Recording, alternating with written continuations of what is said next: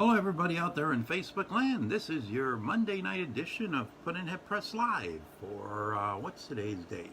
Today is August 10th, 2020, and I have two guests tonight.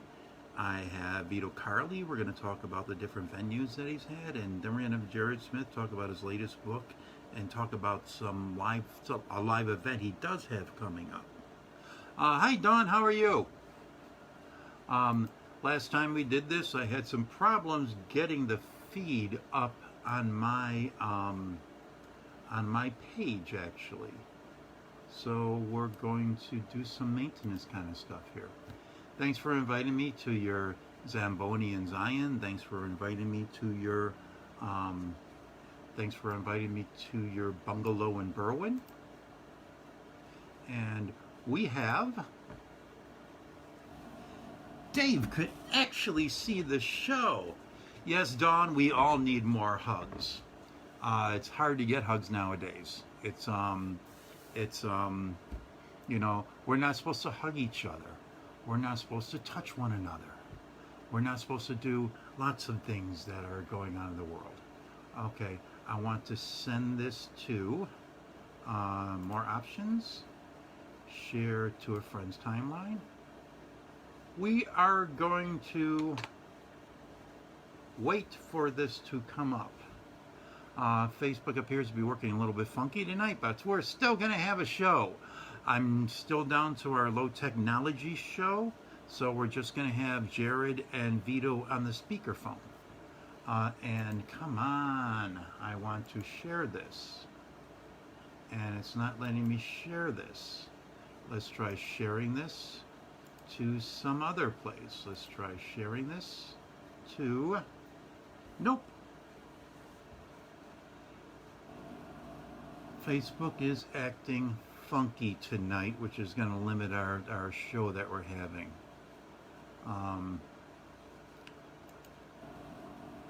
Anyways, let's try it this way. No. I want to thank everybody who's coming tonight, who's here tonight for coming. And hopefully Facebook is going to recognize that I should be able to do the things that they tell me I should do. And yes, Facebook has changed a lot of stuff. So let's do this. Sorry about this maintenance kind of stuff. But I am now inviting people to see the feed, which is not letting me do over the regular Facebook feed. I'm going to have some new equipment next time I do this, so hopefully I won't be pressing buttons on my phone, and I'll have a real camera going when we're actually doing the show. So bear with me, and I have some poetry news that I'm going to talk about in between my two guests tonight. Got that maintenance done. And one more try to share this to yes, we're going to share this to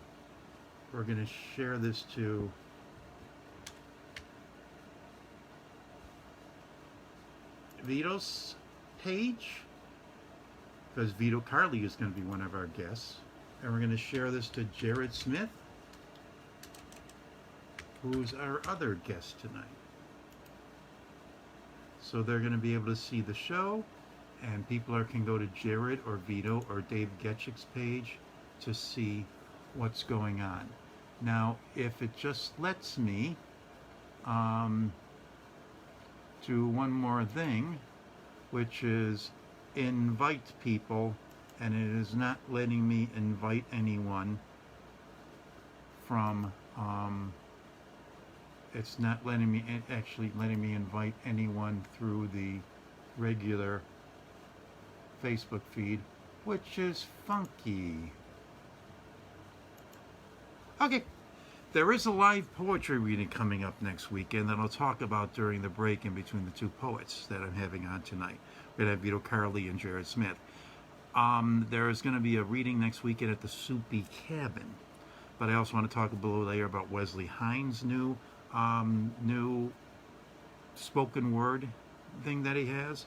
And also, Wayne Allen Jones and Jared Smith are going to be up.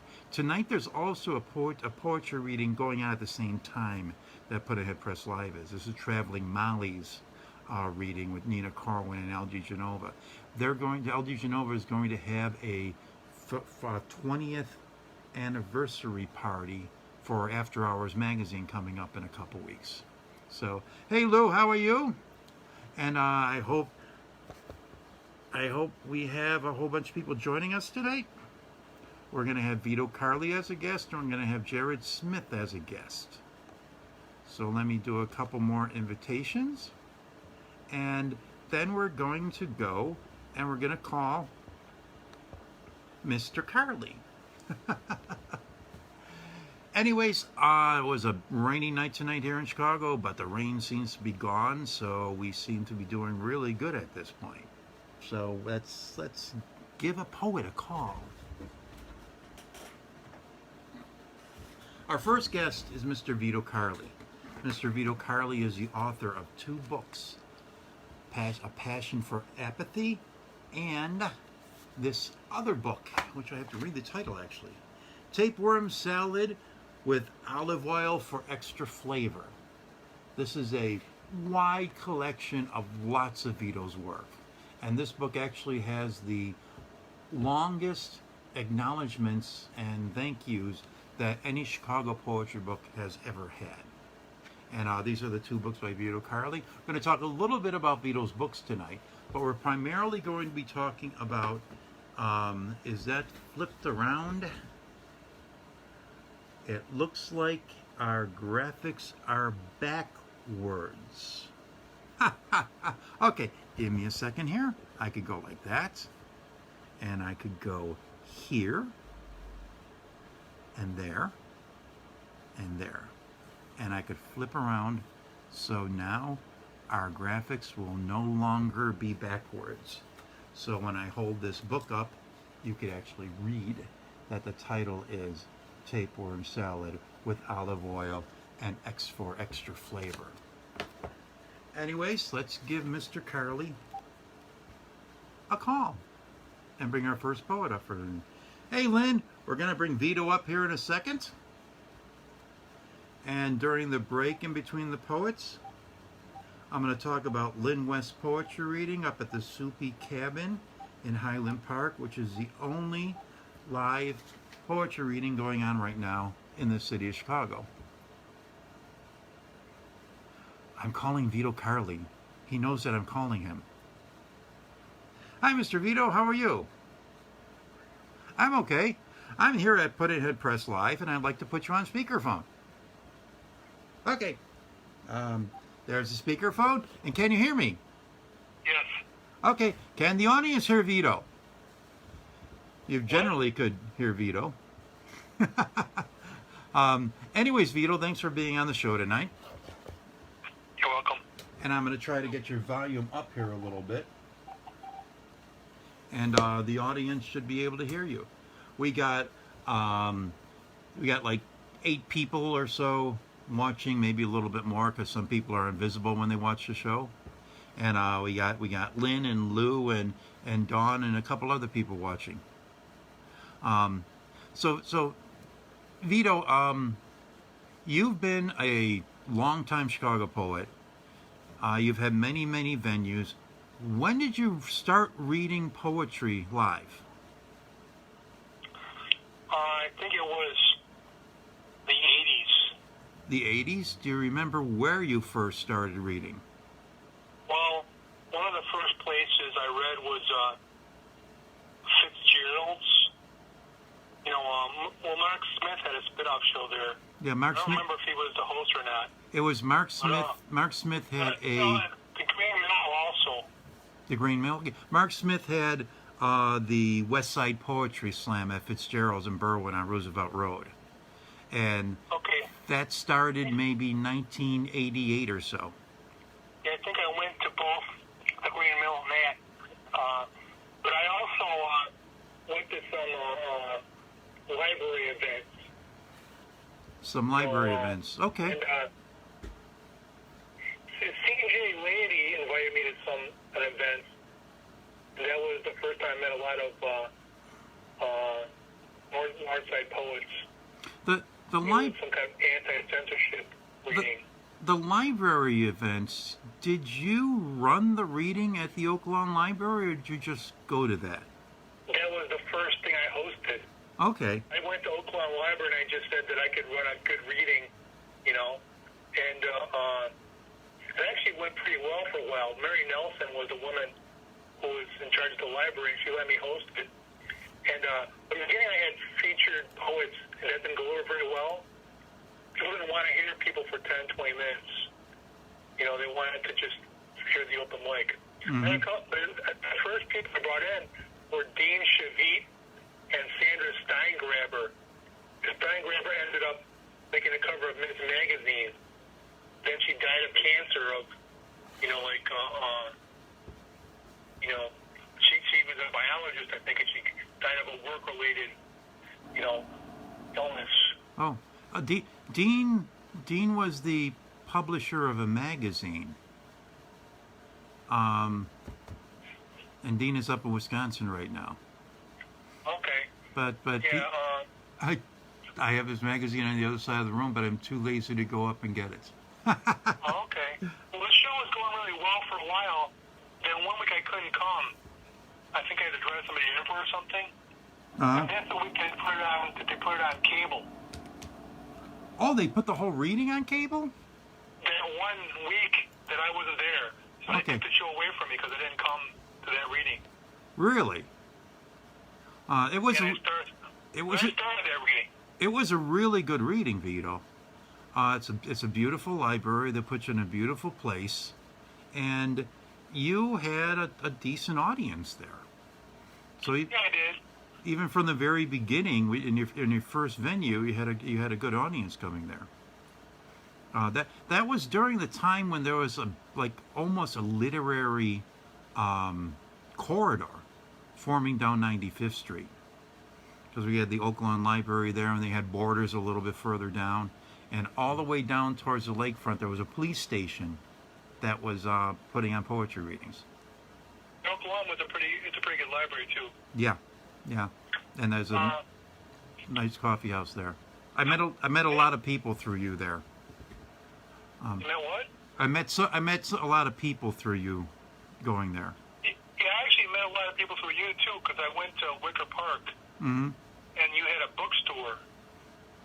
You talked about science fiction to me a lot. I had put That's where I met a lot of Wicker Park people. Then I started writing for Letter X, which CJ ran, and I met some people through the reviewing. And I would go around to, deliver those papers, and so I opened up my social circle. But the second reading I did was also in the Oak Lawn area. They opened a cafe, and only lasted a couple of months. It was a weird cafe because it was me doing poetry and young punk bands. Okay. The audiences didn't really overlap at all. And they closed it down because underage people were drinking around there. They said it was too loud. Where was that? It was the only cool place around here for a while, though. It didn't last too long. But I hosted a reading there, too. Was that actually in Oak Lawn, or was that a little bit further west? Yeah, it was around 93rd and near the Jewel. Around 92nd and Ridgeland. Okay. I think I may have. I don't know if I was there or not. No. I don't know. Like I said, it was just a fly-by-night thing. But I'm kind of famous because they say I close a lot of places. A lot of places I read at, Yes. close. Maybe it's my timing. Mm-hmm. Because I also read at Pilsen Cafe, which was my ex-roommate's place, and that place, I had two readings, I think. I recorded one of them. Mark Burbeck ran it. Yeah. And then that place burned down. not completely, but right after that, like within a month or so, it took a long time to set up, and then it burned down. So then I went to Cello Joe's. That was a nice long run. Mm-hmm. It's one of the better venues, like that was also in Pilsen, and the Pilsen Cafe was on Halsted Street, like about Halsted and 26th or something like that. Right. And then it's reopened a little while ago recently. It didn't work out, Mm-hmm. But I only did two shows there. The Cello Joe's one went around, I think, over 2 years. Okay. Did you have a typical poetry format there, where you had features and an open mic at Sheila Joe's? Yeah, and but I also tried to open it up to performance artists and musicians. It was mostly poetry, but there's a lot of performance artists around there. And actually, I think the first feature I had though was Catherine Cronus, and she, took all her clothes off. And the manager told me that I could never do that again, or else I couldn't do the show. Oh, well, that kind of makes sense. And Catherine Cronus had done that kind of stuff. Yeah, I mean, I didn't know there was a chance of that. But she read really well, though. And I did build an audience, but then the cafe wasn't making enough money, and it was really a big shop, but they just kind of closed abruptly. Before that, though, it was called Dick's Cafe, and I went there. I didn't read, though, but I went there before it became Cello Joe's. You've had a little bit of, I think, almost identity with readings in Pilsen too. You spent a lot of time. Yeah, I really like Pilsen because there's a lot of art, a lot of vitality, and I never actually lived in Pilsen though, but I lived in Bridgeport and Little Village. Mm-hmm. But I don't know. Then Cello Joe's became Christopher's. Oh, okay. I remember that was right. That was 26th and Halsted Street. I like that place a lot. It was the same building as Cello Joe's. The same thing. You just bought it out. Okay, well, and I remember. I don't know why, but a bunch of us showed up there for a reading. I think Lynn Fitzgerald was featured. And for some reason it was closed, or we couldn't do our reading there that night. So we did it on the street corner. Do you remember that? Well, I don't remember that, but I'm sure you're probably true. I don't think there was many other events there. Like the problem was though that kind of like times it got you wanted the door open and it would kind of make a lot of noise during the readings. Mm-hmm. And the same thing kind of happened at like when I was doing the art colony readings, people were trying to sell the art, and that was the primary purpose of the place. The poetry was just kind of a side thing. So sometimes the people would kind of loudly talk, and it would distract from the poetry. Well, but the art colony was a nice place too. Yeah, the art colony. The art colony was a nice place. Is it still a nice place? Is the art colony still a going venture? I shouldn't say it was. It still exists, but I haven't gotten any emails about them doing anything for the whole year. They haven't done any shows or openings. Your last show that you did was at the art colony, and the art colony is up near Belmont and Western. Is that where it's near? Right. It's near Belmont and Western. It's an There. art.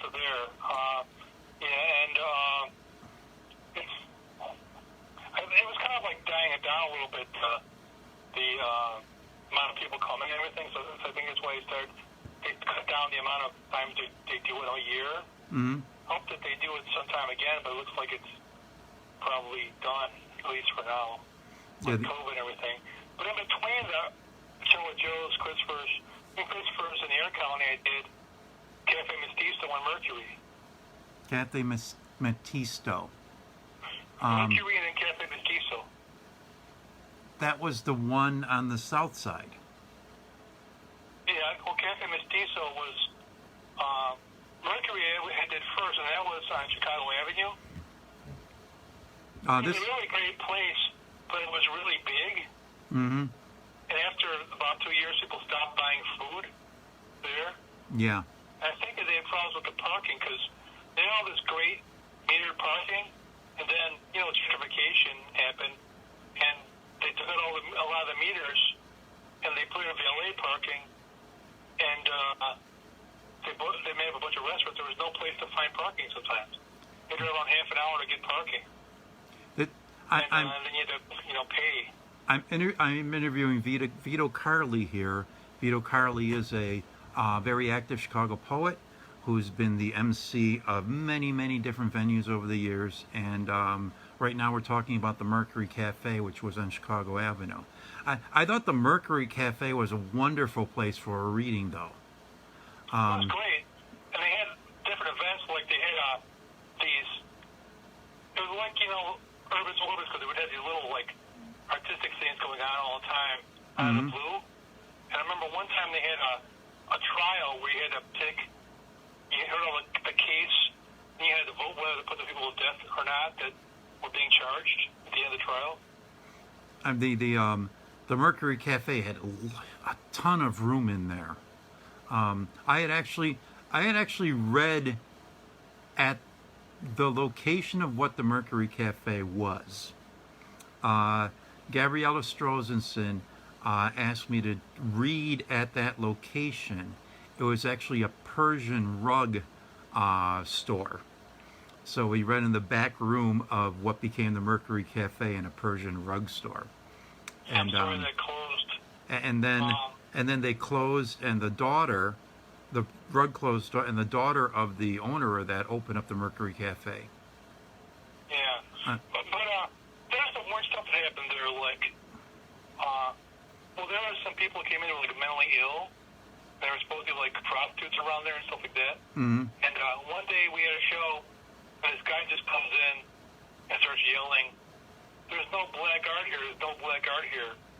I think it was a Mexican art show. Okay. And the guy who did it was saying it was yelling was Japanese. And he wouldn't be quiet, and we're going to call the police on him.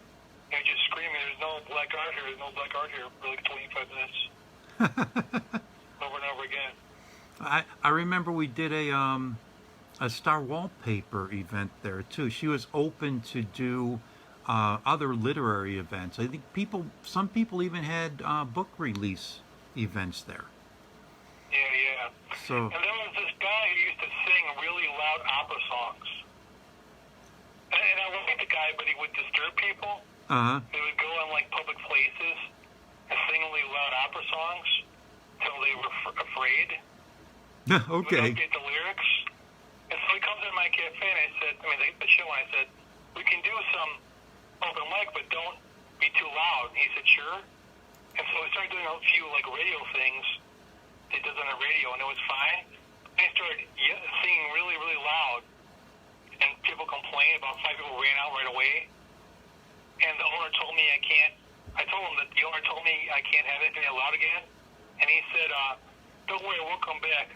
Know that you're the son of Satan, I'm going to report you." So you had problems with that with different venue owners over the years. That was somebody an open micer. Uh-huh. Yeah, he was too loud. He was painfully loud. But and then it was Vista, which was on 18th and pretty close to 18th and Damon. Yeah. That's a nice place too. And I really like the owner, the renter, Leo. And I'm sorry I haven't seen him since then too much. But he had a problem because he said he was doing renovation. But he would fix stuff in there, and they would never drop the rent. Okay. He said they were supposed to fix it. They were supposed to reduce the cost. So after a while, he said it wasn't worth it. That lasted about 2 years too. It seemed like a bunch of the venues lasted 2 years almost exactly. I remember Cafe Matisto used to pack that place though. It was on 18th Street on the north side of the street.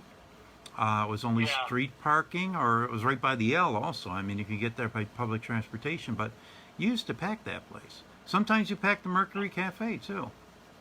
And sometimes What, depends on the, I usually didn't empty it, but, yeah, it depends, and now I'm kind of back to, I don't think I forgot any venues, but I'm back to, that same area, the is that the Pilsen Cafe? Intercept Coffee, Yeah, yeah. Which is a nice place. I hope I can keep doing it after After they open back up. lockdown and everything, yeah. Yeah. It did reopen. I kind of got to be careful, I'm kind of an older mother and I have diabetes, so, can't take too many risks, but I hope we can do it sometime in the near future. Well, I mean, things are opening up little by little, and things are getting better every day. But I was impressed by something at a lot of your venues, and one of the things that I was impressed by at your venues was, for example, at the Mercury Cafe. A lot of times when a poetry reading is starting up, the people will go back away from the poetry reading, go to the other side of the coffee house, or even leave the coffee house entirely. But at a lot of Vito Carli events, you see the audience, the non-poetry audience, actually move forward so they can hear the poetry events better. And for example, at the very least, they stay there and keep listening as they're studying whatever they're doing too. Yeah, and also at the art colony, you would have lots of. Now you were right by the front door at the art colony, so everybody saw you there. But people that were there looking at the artwork in the rest of the building where the little studios were, they would actually come and sit and enjoy the Vito Carli reading. While I've seen other venues, and one of them that somebody had mentioned to me, I don't even remember what venue it was, that somebody who wasn't a poet came in and they said, "We're starting a poetry reading. Do you want to read?" And the person said no, and then the host said, "Well, then what are you doing here?" So I mean, your poetry readings have tended to have some of the best non-poetry audience there. Well, I try to I teach at different colleges. Now I'm at Marina Daly, but I also taught at Morton and Columbia, some other places. And I usually, I give students extra credit if they write about the poetry events, and I invite them to come. And if somebody does poetry or raps or something, and they want to perform, I encourage them to, do it there. And sometimes I even use students as features. Sometimes it's good to have somebody who's really inexperienced doing a feature.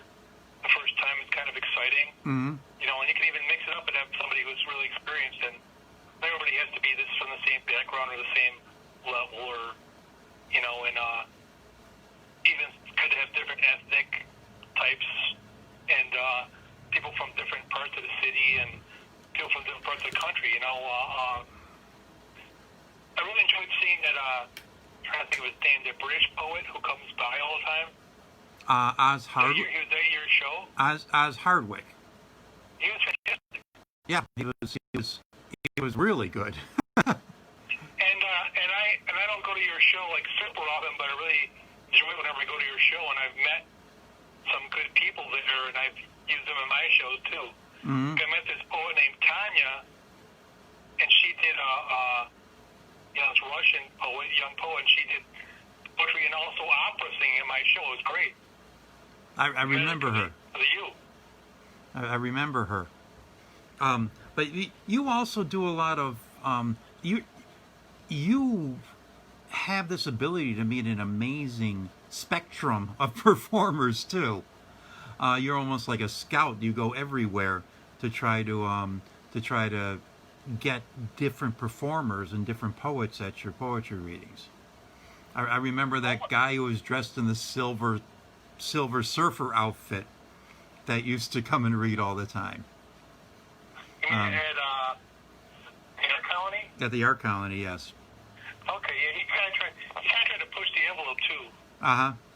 And I costumes too. Yeah. And he kind of wore a costume. And, like I have people like Alan Hicks who does dancing and sculpture while people read.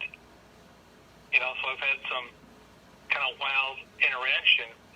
And, my friend Dan Gostin moved away, but he was a great way for me to meet people from different artists in different areas, because he did something called the Genre Mill.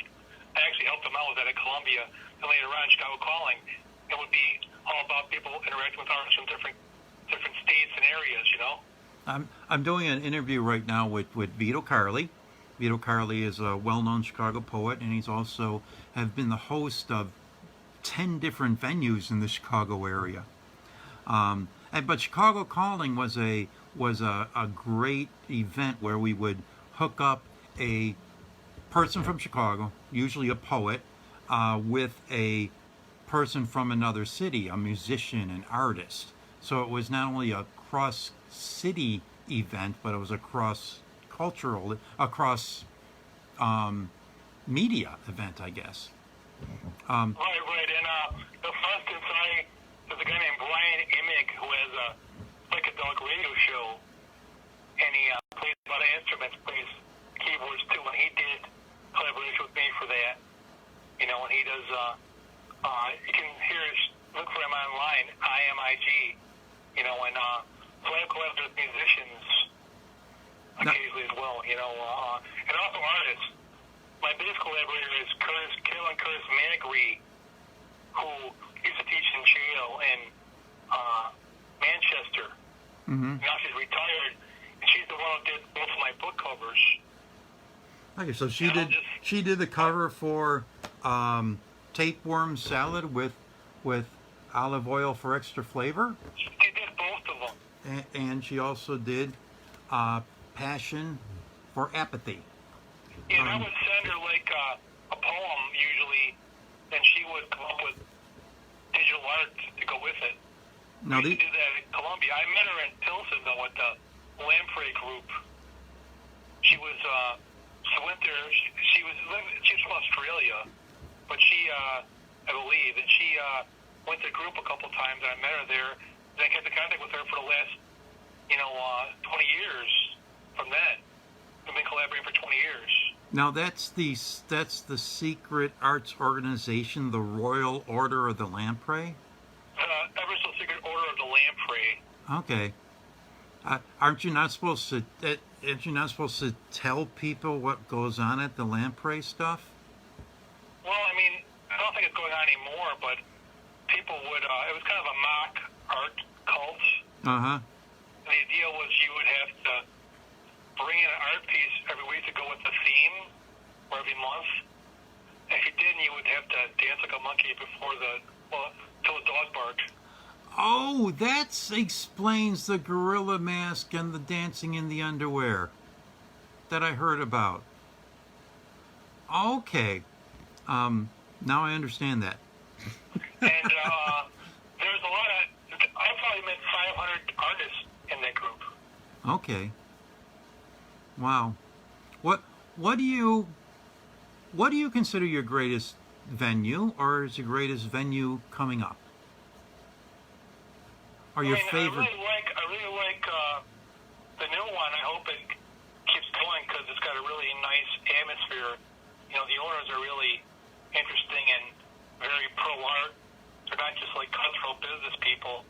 And then you get a lot of different types of artists in there. Like they sell, arts and quilts, and the owners both, one of them worked in music, Mark, the other worked in, one worked in music, one worked in movies, and they're just really pro-art in general and very, into all the arts. So, I like that to keep going, but I don't know if I have one favorite. I didn't like I think I have a least favorite one, maybe. What was your least favorite one? The star. Well, you did something at the Starbucks on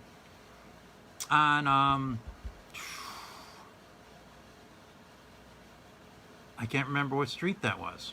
It was a really nice location. It was in pretty close to where Lynn Fitzgerald used to live. Uh-huh. You know, and it was like one time talking about the whole experience of it, something being closed, like Roscoe Street. They closed for renovation. They didn't know.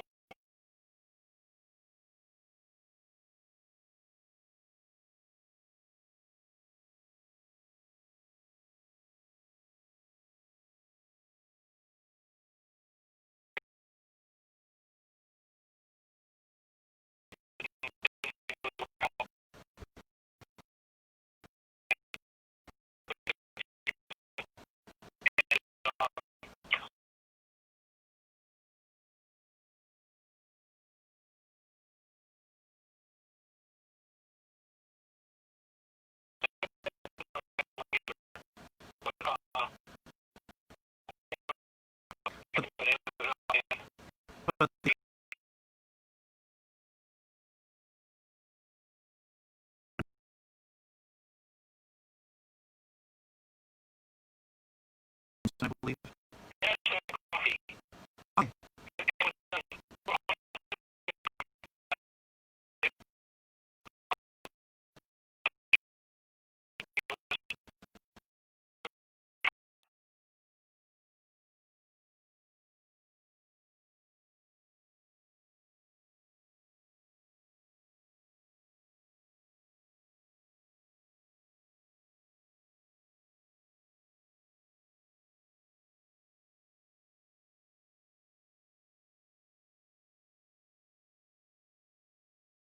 Lovers.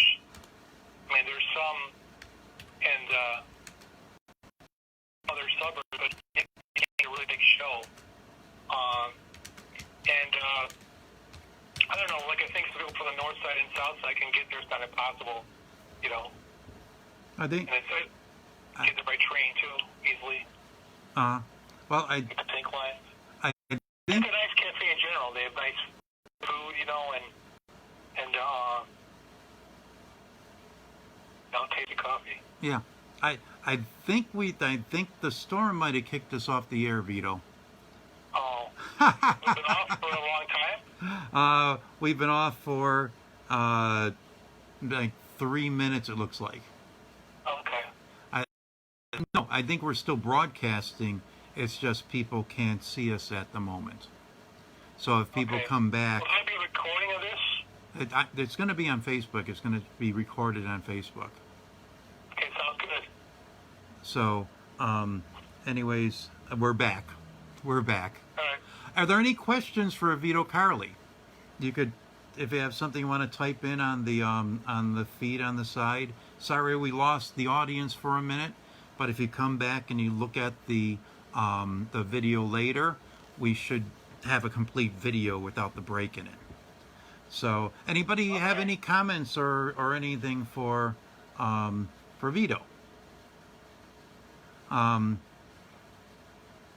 Anyways, any poetry news from you at all, Vito? Well, one thing I should probably mention is there was a movie that came out about Lee Globin, who was also a poet and a really interesting artist, kind of a psychedelic crumb style artist. And there's a movie about him called The Last Hippie Freak. And it showed one time in Canada, and it showed at the I thought the show at the Film Center, but then we had COVID, so it was available for streaming for a week. Mm-hmm. And Nancy Beckel, the director, and I'm the narrator. Is it going to be available to the public at all soon? I think it'll be available for streaming. You can see the, like there's a preview. There's some footage online. She said it'll be available eventually, the whole thing, but I don't think it's available now. Okay. But like I said, it's The Last Hippie Freak and Nancy Beckel. She's a photographer from the art colony. That's where I met her. Mm-hmm. She's really nice. You know, her husband, David Beckel, he's also a photographer. We did a nice little interview at her house. I was at her house a couple times. And, she talked to a few people also. Frank, who has he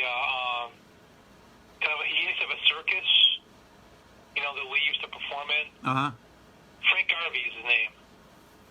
I mean, And so, I don't know, it's kind of like, it's striking though, like one thing, I don't think it's like poetry news, but it just seems like there's like a whole generation of poets that seems to be like dying out now. yeah. The people right before I came in the scene, you know, I mean, a while ago we lost, you know, Carlos Cortez, that's been a while, and like, you know, Lee Groban, close to a decade, and now we lost, you know, some other people. Well, we lost Eric Allen Yankee, but he was part of the new crowd, basically. He was one of the newer Eric folks. Allen Yankee? Eric Allen, not Eric Allen Yankee. Greg Curry. Eric Allen Yankee. There's rumors that Eric Allen Yankee is no longer with us, but I hear that he actually is. Okay. I argue with him online the other day, so I think he's still around. But also Geoffrey Stewart. Yeah.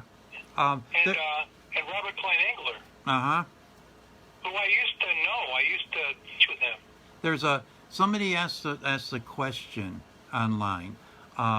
What is the purpose of performance arts? To confuse us? Sometimes I just don't get it. I think that some of us, I'm not a performance artist, but I dabble a little bit, you know, and I think some of us don't want to do something without a label, you know. Mm-hmm. If you're a performance artist, you can do anything, you know. It might be, you know, like some kind of a crappy monologue, or it could be, you know, like climbing a ladder and doing a dance and mouthing a song and throwing things at people. Do you It could be some kind of political rant. do you draw a big distinction between the poetry, performance poetry, and performance art? You don't seem to draw a big distinction between that. Oh, I do. Like, I don't think that. Like, I've seen Karen Finley, you know, and that's just really interesting. And she mostly talked, and then she did her whole chocolate thing at the end. But she, I think she's a performance artist. I think performance poetry is still grounded in words, usually. I might be wrong. I mean, there are people like the Four Horsemen who kind of scream at different times all together. Mm-hmm. I'm not sure that's quite words. They still call themselves poets. So maybe that's... They're writing a performance poetry video, though. So I don't know.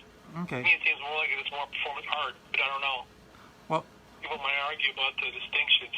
Well, Vito, let me kick you offline here, and I'll get you back in a couple weeks, and we'll talk about like poetry in the movies or something like that. Okay, sounds good. How's that sound? Thank you for being on the show. We're going to have Jared Smith you. on a little while, and I'm going to make a couple announcements. So, Thanks. thank you, Vito. Love ya. Thanks, everybody. Bye. Oh, that was Mr. Vito Carli. Sorry about the problems we had with video. I got some new equipment. I got this from my brother-in-law. It's a webcam, and next week's show I'm going to use this webcam. So we're not going to have other devices getting in the way. We're not going to get atmospheric conditions getting in the way. This week, Chicago was struck by a tragedy, basically. On August 7th, Chelsea Rictanis from Heirloom Books died. And Chelsea had a really neat little used bookstore up in Rogers Park, up in West Rogers Park. And she had a lot of passion for what she was doing, and she had a lot of passion for literature. And there was a lot of people that had some poetry events up there at Heirloom Books. And Jeff Helgeson recently in Bloomsday, he did a part of Bloomsday up in front of Heirloom Books, just because it looked so much like a bookstore from the outside too. And Greg Curry had a long time reading there when he lost the elevator session readings downtown. He needed a new place to put on his reading, and Chelsea was very happy to give him her bookstore to run a reading at. I used to give her books every now and then. I used to show up there and said, "Hi, I got these books. I've been trying to sell them online, and I can't. You try to sell them." And we had some great conversations about book selling. And she was also very supportive of selling books on consignment from different authors. So we lost Chelsea, and Chelsea was about 40, 41. She opened her bookstore when she was 39, and she was really active in community. So Chelsea was a big loss last Friday, just the 7th of August, and we all are mourning her. There's a big segment of the poetry scene that's mourning her because she made a connection with everybody. But on the better side of the news, there is a live poetry reading in the Chicago area. It's taking place next Saturday on August 15th at the Soupy Cabin in Highland Park. It's going to be from 3 to 5 o'clock. Lynn West is hosting that. You could get there by public transportation. Just head the train north and stop by and look for the Highland Park stop. And it's right in downtown Highland Park by the library. The Soupy Cabin, they do social distancing. They wipe off their microphone in between every reader. So that's going on. So that's next Saturday. If you want to go to the only live poetry reading that I know of in Chicago, at least the only legal one. Let's put it that way. And it's out of Chicago, so Lori Lightfoot is not going to tell you not to be there. Also, coming up, After Hours Magazine is having their 20th anniversary issue. You could buy it online right now for $10, but on August 20th, they're going to have a YouTube reading coming on for After Hours Magazine. And After Hours Magazine is one of the best, not just Chicago magazine, but they reach out to different areas of the country. So After Hours Magazine 20th anniversary issue is out now, and you could buy a copy online, and they're going to have a reading. It's 20th anniversary reading. It's going to be on August 20th. That's odd. So anyways, LG Genova is going to be running that. That's going to be on YouTube Live. And YouTube Live is not limited in an audience like Zoom is. What I think they're doing tonight for the Traveling Molly's reading is they're taking a Zoom feed and they're putting the Zoom feed on YouTube. So you don't need to have a Zoom password to be able to watch it. What else is going on? Johnny Mazulowitz is coming out with a Happy Taper number 6. I'm sure he's going to be sending me a copy. I'm going to have it pretty soon. And hopefully I get up on the Puddin'head website. Right now you can buy Happy Taper 1 through 5 on the website. Just go to puddin'headpress.com and you could buy a copy of the magazine book. It's a poetry storybook. It's a magazine of primarily Johnny's writing. Kathleen Schandelmeyer is one of the guest writers this time, but it's Happy Taper 6, and I'll have more information on that for you soon. Wesley Hine is out in LA, and he has a new he's an ex-Chicagoan, and he has a new CD of spoken word material. It's called Sugar Skull and Other Poems, and it's by you could look up Wesley Hine and look up Sugar Skull and Other Poems, and you could buy a copy online of the poetry. Hopefully Wesley's still watching us, and Wesley can go and put us online. And I can't see us now, but I hope everybody else can see us. Wade Allen Jones and Jared Smith are going to be on a Zoom reading on August 29th for the Poets Club of Chicago. And contact Bill Yarrow, Wayne Allen Jones, or Jared Smith, so you get a link to that, so you get to see those two excellent poets do their readings. And that's all the poetry news I have right now. But the big news is that Chelsea is no longer with us, and she had this great smile and this great passion, and if you were a band and needed a place to rehearse, you could rehearse in the basement of her bookstore. And she's going to be a Chicago resource who's going to be sorely missed, because it was a fun place to visit. And she was really sad, and also when Gregory Curry, finally succumbed to his diabetes. So we lost his reading there, and now we've lost her. What's going to happen to the bookstore? I assume that it's going to close. Maybe somebody else is going to pick up Chelsea's mantle, but it's hard to get a mantle as inclusive as Chelsea's promise was, and that Chelsea was actually doing. Anyways, I'm going to bring up our next guest. Our next guest is Jared Smith, who has a new book out. And Jared Smith has also been doing different things with Carli and some other people. And Jared Smith is a ex-Chicago poet, now living in Colorado. And let's call a poet.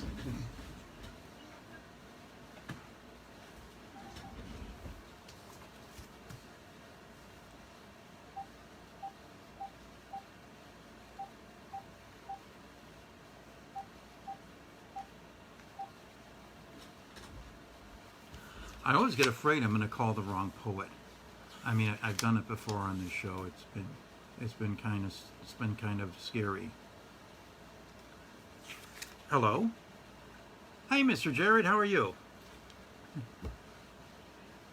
Okay, thanks for watching the show, and I'm going to put you on the show.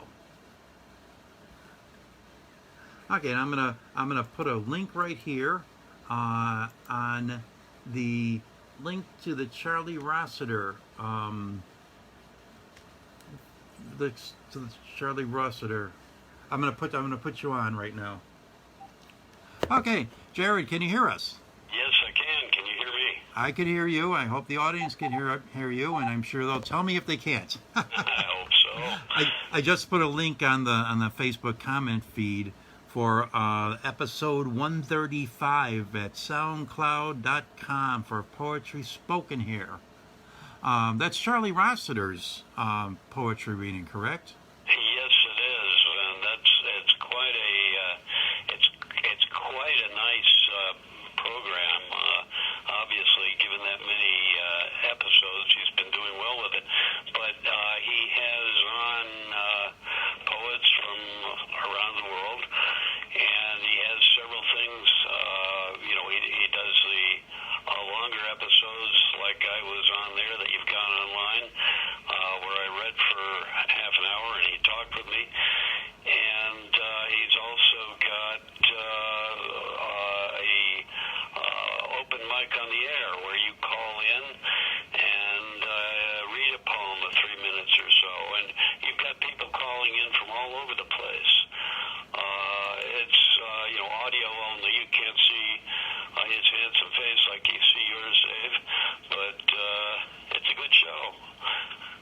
Okay, so people call in and ask questions to the author. Well, I don't know if I do that or not. I described it badly. What you do is you tape your 3-minute. If you're doing the open mic thing, you tape your 3-minute poem and submit it to Carli, and he puts it on the air. Okay. So it's like being at an international coffee shop.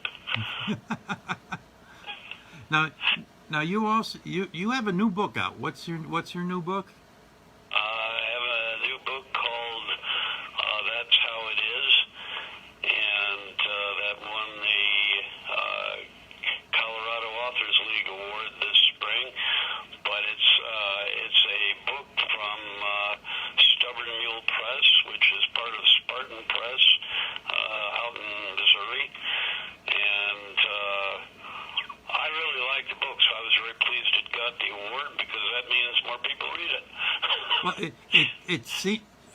your first printing went out of print really, really fast. Yes. So I got a whole bunch of orders as soon as the award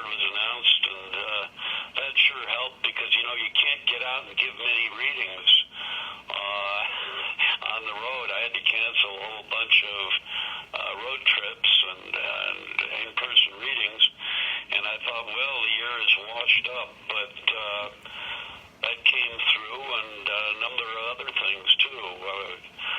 I got to be the sole judge of the National Federation of the National State Poetry NFSPS State Poetry Societies this year, and I've got that at a couple of shows with Charlie and with you, and I've got a new book. I've been asked to put out a new book next spring with River Dog Press out in Missouri also. Missouri, okay. And that will be a chat book, actually. But that's with John Dorsey, who is, of course, one of the big post-beat poets running around the world. So I'm very pleased about that. It's been a busy year. I'm interviewing Jared Smith. He's ex-Chicago poet. He will always be a Chicago poet, though. Absolutely. He's living in Colorado right now. We're talking about his new book, That's How It Is. And that's your like 9th or 10th book, is that correct? That was my 15th book. 15th book, wow. Right. Of course, Dave, you published two of my very good books while I was in Chicago. And they could... And I'm eternally grateful for that. I think you did a great job on them. What books were those, Dave? You could find those on the website. It's Lake Michigan and Other Poems, and Where Images Become Imbued with Time. Right. You can get those from Dave or from me. And then you go to the from Dave. Go to the www.puddin'headpress.com or puddin'headpress.net. You could go to either one and buy the book on PayPal. What was your first book? My first book was an epic poem. It was called Song of the Blood. Song of the Blood, okay. And that was published by Harry Smith in New York back in 1976. Uh-huh. And it got, I wish I could do that well today. It got on 40-minute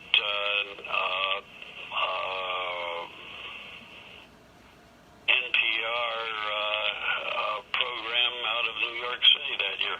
Okay, wow. Well, I have a copy of that somewhere. Oh, yeah. Yeah, in the Puddin'head Books archive. I'm looking over at I'm looking over at a wall of poetry. I should give you guys a tour one of these days if I ever clean up my office. That would be fun. But there's a wall and about a third of it is poetry magazines, and about half of it is poetry books, mostly by Chicago poets. Very nice. And then I could take you out to the garage and show you boxes and boxes of poetry books that I don't have room to put up. You used to have a bookstore, so you must have a lot of the contents of that. Well, I had a bookstore in Wicker Park from 90 to 93. From 89 to 93. At the time, the average life for a bookstore was 2 years, and I made 3.5 years. So, very good. But it was a used bookstore, and we had all kind of poetry readings there. It really introduced me to the writers of Chicago. Let's put it that way. That's nice. And when I closed, I found out I had moved the bookstore on a Friday, and on Sunday I figured, well, what am I going to do? And Sunday somebody walked in who wanted to open up a bookstore and wanted a bunch of shelf stock. So I sold 85% of my books. and I actually do a pretty good, rigorous Amazon selling of used books. I haven't done it for the last month because I've been busy with some other stuff, and it takes a long time to sell books. Yes, it does. It does. And I've thought about opening up another bookstore several times over the last couple of years because there's less bookstores now, which is a tragedy for the country. It is. I keep reading how they're coming back, and I sure hope they are. I really got introduced to poetry and to poets from hanging out in the bookstores in Greenwich Village back in the 70s, and I'd sit at the back, and I didn't have enough money to buy books or magazines, so I'd sit in the back and read all the poetry magazines that were on the shelves. And you'd have people like Allen Ginsberg wander by, and Gregory Corso, and Jerome Rothenberg, and it was a real community of people, and you got to know a lot of people that way. And pretty soon I was able to start buying a lot of books too. In Oak Park, they had a bookstore called Left Bank Bookstall, which was one of my first, real bookstores that I went to that had a good selection of small press books. And Henry Krantz from Erie Street Publishing spent a lot of time there, basically, and I think his office was around the corner. And so there was always poets from Erie Street Press. I could always find their books there, and occasionally they'd be reading there. Well, and, Henry published one of my books too. Okay. And he was a great guy. For Erie Street Press, he published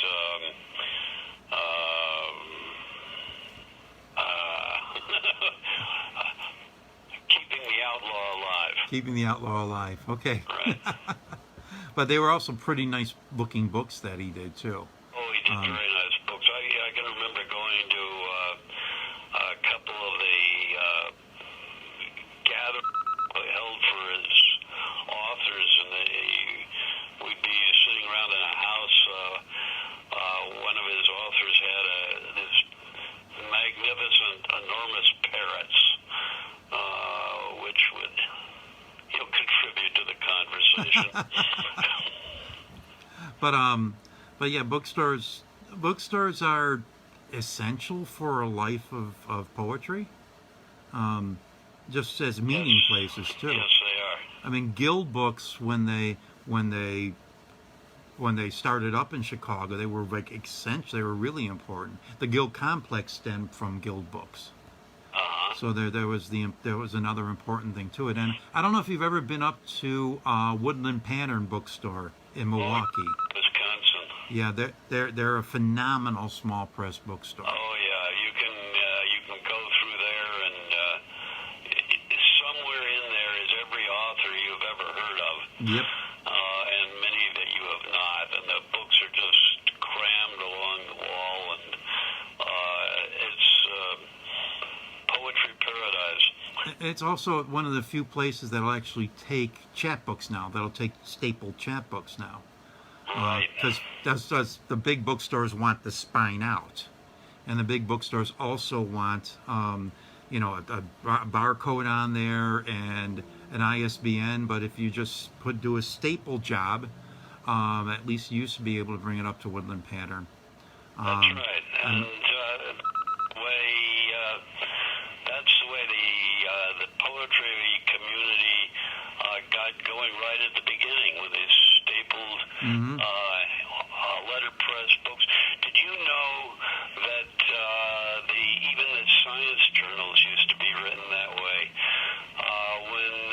When Oppenheimer, who by the way, he created the atomic bomb, but his degree was in French Romantic poetry when he went to college. That's not his degree, but that's what he was majoring in. And at that science books and the top physics books were in little, 15-page chapbooks, just like the poetry was. Okay. Somehow they got into more expensive books than the poets did eventually, but we'll get there. Yeah, we'll start having real magazines, and we'll actually have a poetry scene again. Yeah. My phone's making some noises that it's running out of juice. I needed. Were you dropping my what I was saying? But no. It's good. everything came through. Everything came through perfectly. Everything came through perfectly, and we still have some people watching us. So, do you have a quick poem you could give us? Quick poem. I didn't have one prepared, but here's one. Nocturne. At this time of night, the street was deserted as a century ago. And the horror is, it's quiet enough you can hear yourself think, and the footfalls following you, the drip of rain into the gutter, the wind rattling an open door somewhere where no one waits. A large cat-like beast prowls a dark alley just out of sight around a corner. They say it is afraid of the street lamps and shop windows, but without those there would be no shadows. It is the beast your parents knew, and theirs, and holds their fears and freedoms in its belly, still at this time of night as you walk alone. It is not long before men will put on gray suits and stumble down to their coffee tables, grab change and keys from the darkness of their pockets, start the engines on their cars and moving vans, fire up the factories and warehouses where flesh sweats and stinks and strives all day. But at this time of night, with the streets as deserted as a century ago, a man on his own might think it time to recite the quiet poems he has inside himself and gaze upward at the constellations above him before they too disappear into the light.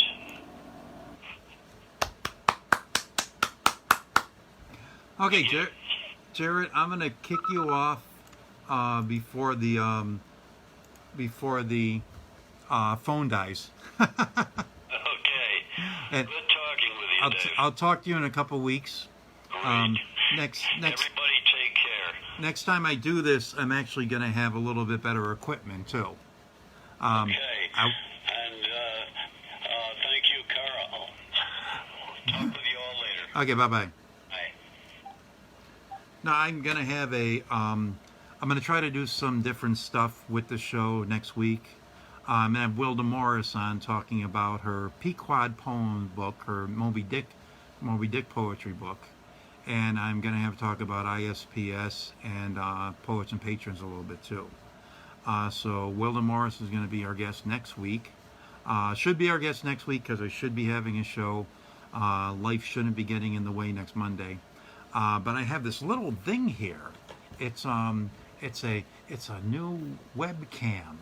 So I'm going to be broadcasting there, and I'm probably going to, my plans are to have a regular Facebook event posted as an event where I'm inviting people to the broadcast and stuff like that, and then actually broadcast from the event. So anybody who says they're going to the event will get a link to the Facebook Live event. And I'll still try to spread it around the internet like I do. So we got a little bit shorter show this week. Next week I'm not going to have something that's going to run out of juice, and I'm also going to probably play some other kind of media, like a tape or a CD of somebody's poetry and somebody's performance art next time. So thanks for watching, everybody, and we're having an early night tonight, so let's all go enjoy the cool weather. We could open up our windows now because Mr. Storm's gone. Thanks a lot, and everybody have a nice night. Thanks, Lynn. Thanks Vito. I think you're still with us. Chris Gallinari, I think you're out there. Thank you for watching, and thank you everybody else. And hopefully I'll be able to invite more people next time, and Facebook will not be working funky. Have a nice night, everybody. Bye bye.